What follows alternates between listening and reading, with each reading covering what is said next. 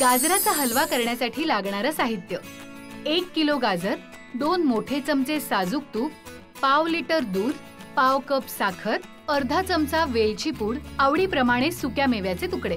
गाजराचा हलवा करण्यासाठी पॅन मध्ये तूप गरम करायचं, त्यात आवडीप्रमाणे ड्रायफ्रुट्स घालायचे, त्यात किसलेलं गाजर घालून परतून घ्यायचं। आता त्यात दूध घालून हे मिश्रण 10 मिनिटं झाकून शिजवून घ्यायचं। त्यात चवीप्रमाणे साखर घालून पुन्हा 10 मिनिटं शिजवायचं आणि शेवटी थोडीशी वेलची पूड घालायची। झाला आपला गाजर हलवा तयार। आता इथे काय केलेलं आहे मी, 1 किलो गाजर घेतले। गाजर पाणी घालून स्वच्छ धुवून घ्यायचे, भरपूर पाणी घालायचं, छानपैकी धुवून घ्यायचे। गाजर धुवून झाले की निथळून घ्यायचं त्यातलं पाणी आणि वरचे मुळं असतात किंवा रूट्सचा पार्ट असतो तो छान सोलून घ्यायचा। गाजर छान सोलून झालं की इधर किसणीने तुम्ही गाजर किसू शकता, पण त्यामध्ये खूप वेळ जातो, मेहनतही जाते आणि हात दुखतो कधी कधी। सो किसणीने किसायचं असेल किसणीने किसा, पण माझ्याकडे प्रोसेसर आहे त्यामुळे मी फटाफट प्रोसेसरमध्ये करून घेते, म्हणजे जास्त प्रमाणामध्ये पण होतं आणि पटकन होतं। प्रोसेसर नसेल तर मिक्सरमध्ये पण तुम्ही छोटे छोटे तुकडे काढून फिरवून घेतलेला त्याचाही हलवा छान होतो। म्हणजे अगदीच प्रोसेसरच असलं पाहिजे असं काही नाही, इधर तुम्ही किसणीने किसा किंवा छोटे तुकडे करून मिक्सरच्या भांड्यामध्ये लहान लहान बॅचेसमध्ये ते फिरवून घ्या, त्याचाही हलवा उत्तम बनतो। तर आता कढईमध्ये आपण साजूक तूप गरम करूया। 2 चमचे तूप घ्यायचं, यामध्ये आधी सुका मेवा घालूयात, काजूचे तुकडे, बदामाचे तुकडे आणि वॉलनट आहेत म्हणून वॉलनट घेतलेले तुम्ही। सुका मेवा नसेल तरी काही हरकत नाही। आता हे छान तुपामध्ये परतून घ्यायचं। सुका मेवा इथे छानपैकी परतून झाला की आता यामध्ये हे किसलेलं गाजर पूर्ण घालून घ्यायचं।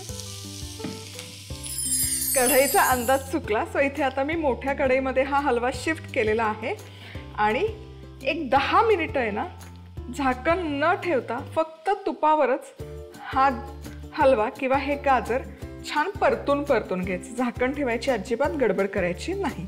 तुपावर हे जे गाजर आपण परतून घेतो ना त्याची चव खूप छान लागते। सो आधी परतून घेऊयात। 10 मिनिटं गाजर इथे छान परतून घेतलेलं आहे। आहा, काय सुंदर दिसतंय, तुम्ही बघू शकाल। हलकसं पाणी सुटायला सुरुवात झालेली आहे आणि सुवास तर आहा, हे ताजं तुपात परतलेल्या गाजराची चव, रंग बघा काय मस्त खुलून आलाय। आता यामध्ये आपण 1 किलो गाजर आहे तर पाव लिटर दूध घालायचं। येस, आता हे करूयात मिक्स आणि दूध घातल्यानंतर झाकण ठेवायचं आणि एक 10 मिनिटं झाकण न उघडता हलवा शिजवून घ्यायचा। असं वाटलं की खाली लागतोय करपतोय तर झाकण उघडा, मिक्स करा, परत झाकण ठेवा, पण दूध टाकल्यानंतर एक 10 मिनिटं हे शिजवून घेऊया। आहा हा, क्या बात है, वाह, दूध पूर्ण मुरलेलं आहे गाजरामध्ये। आता या स्टेजला यामध्ये घालूयात पाव किलो म्हणजे पावशेर साखर। आता साखर कमी का, अर्धा किलो का नाही, जनरली आपण साखर अर्ध्या प्रमाणात घालतो। गाजर आहे ना, गाजरामध्ये नैसर्गिक गोडवा असतो। जर तुम्ही खूप साखर घातली ना तर हलवा खूप गोड होईल।